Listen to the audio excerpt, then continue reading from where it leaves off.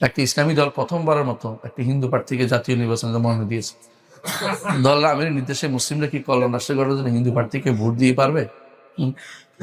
হিন্দুকে ভোট দেওয়া যায় না, হিন্দুকে ভোট দেওয়া যায় না, হিন্দুকে ভোট দেওয়া যায় না, হিন্দু না কোনো কাফেরকে ভোট দেওয়া ইমানদারের জন্য যায় না।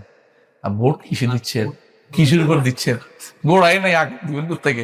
তাহলে আপনি যদি প্রশ্ন উত্তর দিলাম তো যায় না, এবার বাকিটা আবার বুঝবেন।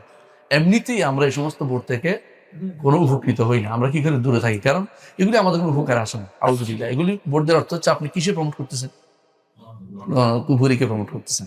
আপনি বোঝা উচিত এদেশের মানুষের অন্তরের ভিতরে রন্ধ রন্ধে কুফুরি ঢুকে আছে, শিরিক ঢুকে আছে, আর আপনি এদের প্রমোট করতেছেন কি জন্য? আপনি সরাসরি বিরোধিতা করবেন।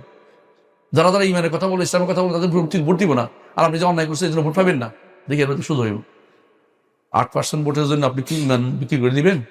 কোন কথা এটা? আউযুবিল্লাহ। এই ভোটের সিস্টেমটা, বর্তমান যে সিস্টেমটা, এটা তো ভোট দেওয়া তো যায়, কোনো সমস্যা নেই, কিন্তু সিস্টেমের উপর ভোট দেওয়া যায়। কোন সিস্টেমটা করছে? নারী ভোট পায়, নারী ভোট দেয়, হ্যাঁ, কাপের ভোট পায়, কাপের ভোট দেয় না, কাপের জন্য কাপের ভোট, কথা বলছেন কিনা? তাদের প্রতিনিধি আলাদা থাকবে। অ্যাসেম্বলিতে নারীদের যাওয়ার অধিকার নাই, ইসলাম দেয় নেই। আপনি বুঝাতে পারছি?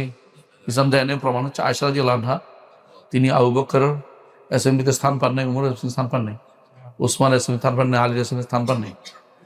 আয়েশা রাদিয়াল্লাহু আনহা ছিলেন উম্মতের মধ্যে তার অবদান যত বেশি, তিনি হচ্ছেন আয়েশা রাদিয়াল্লাহু আনহা। তারা প্রয়োজনে তাদের কাছে যেতেন, বাসায় গিয়ে বলতেন, মা এটার খবর কি, এটা জানি না, বলেন কি।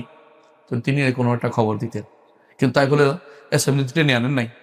আমরা এখন ওগুলি চলে না কি মনে করতেছেন? মানে আপনার অন্তরের মধ্যে ইমানও এখন ঠিক নেই, কথা বুঝেন কিনা? যারা মনে করেন এখন কি আর নারীর ঘর রাখতে হয় নাকি, তারা এখন ইমান ঠিক নেই।